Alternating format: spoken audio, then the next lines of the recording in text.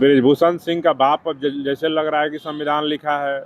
बृजभूषण सिंह का बाप ने लिखा है, इसलिए तो उसको लग रहा है कि नहीं, बाबा साहब नहीं लिखे हैं। नरेंद्र मोदी जी और अमित शाह बाबा साहब अम्बेडकर के सम्मान में उनके चरणों में झुक जाते हैं। अगर हिम्मत है तो नरेंद्र मोदी जी कह करके दिखाएं कि भारत के संविधान को बाबा साहब डॉक्टर अम्बेडकर ने नहीं लिखा है, तो हम यही कहेंगे कि इस पागल कुत्ते का जा करके इलाज करना चाहिए ताकि इसकी राजनीति और जिंदा रह सके। नहीं तो मुझे लगता है कि राजनीति में अब धीरे धीरे ये आदमी मर गया है। हिम्मत है तो ईडब्ल्यूएस आरक्षण का विरोध करे, ये बोले कि ईडब्ल्यूएस आरक्षण कोई सवर्ण नहीं लेगा। कि बृजभूषण शरण सिंह लतखोरी बतियाने से ज्यादा बढ़िया है कि बीपी सिंह को पढ़ो, अर्जुन सिंह को पढ़ो, तब तुमको आरक्षण का महत्व समझ में आएगा। और जो जब से भारत में SC/ST एक्ट लागू है तब से अब तक मात्र 7.5 लाख FIR SC/ST एक्ट में दर्ज हुआ है। बीजेपी के नेता बृजभूषण सिंह पटना में आते हैं और बोलते हैं कि बाबा साहब संविधान नहीं लिखे। देखिए, बृजभूषण सिंह पे हम क्या बोले। अब बृजभूषण सिंह का बाप अब जैसे लग रहा है कि संविधान लिखा है। बृजभूषण सिंह का बाप ने लिखा है, इसलिए तो उसको लग रहा है कि नहीं, बाबा साहब नहीं लिखे हैं। और इसको ये जिस पार्टी का नेता है इसके बेटे को तो अभी सांसद बना दिया गया है। इसके पार्टी के जो बड़े रहनुमा हैं, बड़े बड़े जो नेता हैं, जिनके सामने ये दंडवत हो जाते हैं, नरेंद्र मोदी जी और अमित शाह बाबा साहब अम्बेडकर के सम्मान में उनके चरणों में झुक जाते हैं। अगर हिम्मत है तो नरेंद्र मोदी जी कह करके दिखाएं कि भारत के संविधान को बाबा साहब डॉक्टर अम्बेडकर ने नहीं लिखा है। फिर इस देश के बहुजन समाज के लोग बाबा साहब डॉक्टर अम्बेडकर के अनुयायी देश के प्रधानमंत्री और भाजपा को बताने का काम करेंगे। आप कोई भी गहरा गहरा नत्थु कहरा उठ करके आएगा और कहेगा कि बाबा साहब डॉक्टर अम्बेडकर ने संविधान नहीं लिखा है, तो हम लोग उसके बातों का जवाब देते नहीं रहेंगे। ऐसे कितने कुत्ते देश में पागल बन करके घूम रहे हैं जो बाबा साहब डॉक्टर अम्बेडकर के नाम से नफरत करते हैं।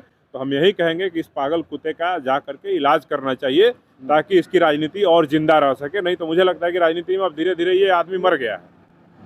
आपके नेता भी टिप्पणी करते हैं उस नेता पे और आप लोग भी कर रहे हैं, क्या क्या कुछ बोल रहे हैं? क्या क्यों नहीं बोलेंगे? अगर बाबा साहब के सम्मान की बात आएगी और बाबा साहब के सम्मान के साथ कोई छेड़छाड़ करने का प्रयास करेगा, भारत के संविधान को कोई जातिवादी मनुवादी मानसिकता का व्यक्ति उससे बाबा साहब को अलग करने का बात करेगा, तो उनके साथ यही इलाज का किया जाएगा और उनको वहीं उसी प्रकार से पलट के जवाब दिया जाएगा। बृजभूषण सिंह का एक और बयान आया, वो कह रहे हैं कि सवर्ण समाज मजदूरी कर लेगा, ठेला रिक्शा चला लेगा, लेकिन आरक्षण कभी नहीं लेगा।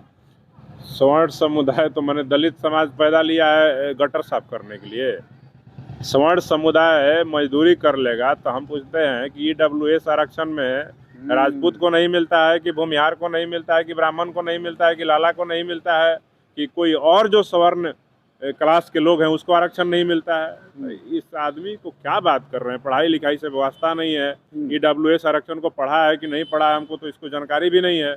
अगर ये पढ़ा होता तो इसको पता होता कि ईडब्ल्यूएस आरक्षण में इसी के समाज के लोग जो अपने आप को गरीब घोषित करके सर्टिफिकेट बनवा रहे हैं कि मैं राजपूत जाति से आता हूँ, मेरे बाप का नाम ये है, मेरे माँ का नाम ये है, मैं यहाँ का रहने वाला हूँ, मैं ब्राह्मण जाति से आता हूँ, मैं भूमिहार हूँ, मैं लाला हूँ और मेरा आर्थिक स्थिति जो है कमजोर है और मेरा इनकम जो है, मेरे परिवार का इनकम जो है वो 7 लाख से कम है, इसलिए मुझे आरक्षण दिया जाए। तो हम पूछना चाहते हैं कि हिम्मत है तो ईडब्ल्यूएस आरक्षण का विरोध करे, ये बोले कि ईडब्ल्यूएस आरक्षण कोई सवर्ण नहीं लेगा।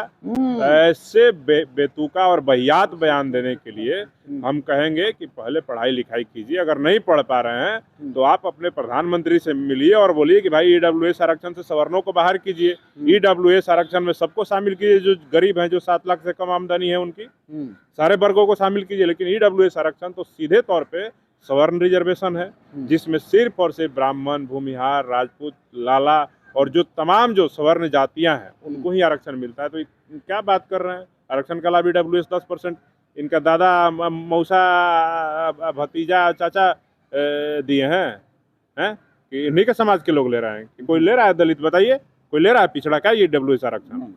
जो ईडब्ल्यूएस आरक्षण ले रहा है पूरा सवर्ण समुदाय का लोग ले रहा है। तो ऐसे लोगों को, अनपढ़ गंवार जाहिल लोगों पे हमको लगता है कि बहुत कुछ कहने की आवश्यकता है। देखिए, बृजभूषण शरण सिंह जैसे लोगों को जो कहते हैं कि राजपूत समाज आरक्षण नहीं लेगा, मजदूरी कर लेगा, सवर्ण समुदाय आरक्षण नहीं लेगा, मैं उनको कहना चाहता हूँ कि मेरे भाई, आप अपने ही समाज के सिरमौर विश्वनाथ प्रताप सिंह जो राजा थे उनसे सीखिए, आप अर्जुन सिंह से सीखिए। और हम तो सैल्यूट करते हैं विश्वनाथ प्रताप सिंह और अर्जुन सिंह जैसे लोगों को, जिन्होंने सवर्ण समुदाय में भले पैदा हुए लेकिन उन्होंने अपने जीवन में ऐसे फैसले लिए जिससे इस देश के दलितों और पिछड़ों के भविष्य का निर्माण होने का काम किया। और उन्होंने पिछड़ों को आरक्षण देने का काम किया, जिनका नाम था बीपी सिंह जी। जिन्होंने शिक्षा के क्षेत्र में आरक्षण को लागू करने का काम किया, उनका नाम था अर्जुन सिंह जी, और दोनों राजपूत समाज से आते हैं। तो मैं ऐसे लोगों को सैल्यूट करता हूँ, न कि ऐसे जो गंदगी फैला रहे हैं, जो आरक्षण का विरोध कर रहे हैं और खुद ही स्वर्ण समुदाय के लोगों को ईडब्ल्यूएस से आरक्षण मिल रहा है उसके खिलाफ नहीं बोल रहे हैं। तो बृजभूषण शरण सिंह को मैं कहना चाहता हूं कि बृजभूषण शरण सिंह लतखोरी बतियाने से ज़्यादा बढ़िया है कि बीपी सिंह को पढ़ो, अर्जुन सिंह को पढ़ो, तब तुमको आरक्षण का महत्व समझ में आएगा। अर्जुन सिंह जो देश के शिक्षा मंत्री थे, बीपी सिंह जो देश के प्रधानमंत्री थे, उनको लगा कि नहीं सच में पिछड़ों को आरक्षण चाहिए, तो उन्होंने मंडल कमीशन को लागू करवाया और मंडल कमीशन के माध्यम से देश के पिछड़ों को आरक्षण दिया। नौकरियों में, शिक्षा में तमाम आरक्षण दे करके उन समाज को मुख्य धारा में लाने का काम किया। तो ऐसे लोगों को अर्जुन सिंह और बीपी सिंह से सीखना चाहिए। और मैं ये भी कह देना चाहता हूँ कि अगर बाबा साहब का भारत के संविधान से इतना ही प्रॉब्लम है तो बृजभूषण शरण सिंह जी, आपके पास अपना प्राइवेट चॉपर है, ठीक है, आप उस प्राइवेट चॉपर में बैठिए और आप भारत छोड़िए, क्योंकि यहाँ पे आरक्षण है और यहाँ पे आरक्षण लेने वाले देश के दलित, पिछड़े, आदिवासी सारे लोग हैं। अब तो गरीब स्वर्ण भी आरक्षण ले रहे हैं। तो अगर आपको आरक्षण से इतना ही प्रॉब्लम हो रहा है, संविधान से इतना ही प्रॉब्लम हो रहा है, बाबा साहब से इतना ही प्रॉब्लम हो रहा है, तब भाई बृजभूषण सिंह जी आप हेलीकॉप्टर में बैठिए और चुपचाप पाकिस्तान निकल जाइए, नेपाल निकल जाइए, ईरान निकल जाइए, इजराइल निकल जाइए, लेकिन भारत में आरक्षण के खिलाफ बोलिएगा, बाबा साहब के खिलाफ बोलिएगा, संविधान के खिलाफ बोलिएगा, तो बाबा साहब के बच्चे आपको जहां बैठे हैं ना वहीं से खींच करके सड़कों पे लाएंगे और चुनाव के दौरान आपको नंगा करने का काम करेंगे। सुप्रीम कोर्ट के कई ऐसे दर्जन सीनियर वकील हैं जो मीडिया पैनल में बैठकर एससी के खिलाफ में नेगेटिव नैरेटिव सेट कर रहे हैं। वो कह रहे हैं कि एससी केस करने पर 2 लाख रुपया मिलता है, इसलिए एससी समाज इसका दुरुपयोग करता है पैसा लेने के लिए। देखिए, SC/ST एक्ट का दुरुपयोग अगर SC/ST समाज करता तो इस देश में SC/ST समाज की जनसंख्या 35 करोड़ से ज्यादा है। और जब से भारत में SC/ST एक्ट लागू है तब से अब तक मात्र 7.5 लाख FIR SC/ST एक्ट में दर्ज हुआ है। अगर हमको 2 लाख रुपया ही मुआवजा लेना होता तो 35 करोड़ इस देश में SC/ST समुदाय के लोग रहते हैं, वो अब तक 35 लाख FIR कम से कम जरूर करा दिए होते। तो इन जातिवादी वकीलों को और जो उस तरह के लॉबी बना करके जो SC/ST एक्ट का, SC/ST रिजर्वेशन का, पिछड़ों के, दलितों के रिजर्वेशन का, उनके हक अधिकारों का विरोध करते हैं, मुझे ऐसा लगता है कि वो देशद्रोही हैं।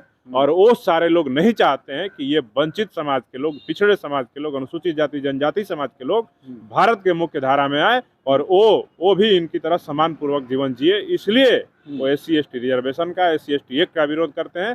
बाकी इनका दूसरा कोई मंशा नहीं है, सिर्फ जातिवादी लोग हैं जो ये विरोध करते हैं।